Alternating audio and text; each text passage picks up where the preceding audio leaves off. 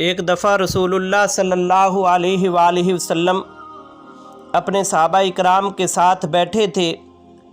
تو ایک مشرک عورت آئی، اس کے پاس 2 ماہ سے کم عمر کا بچہ تھا۔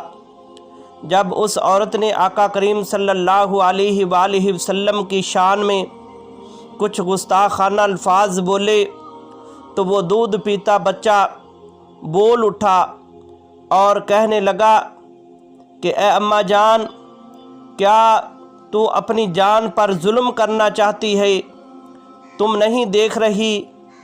کہ یہ اللہ تبارک و تعالیٰ کے رسول ہیں؟ تو آقا کریم صلی اللہ علیہ وآلہ وسلم اس بچے سے مخاطب ہو کے پوچھا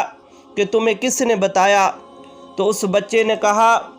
کہ مجھے اللہ تبارک و تعالیٰ نے بتایا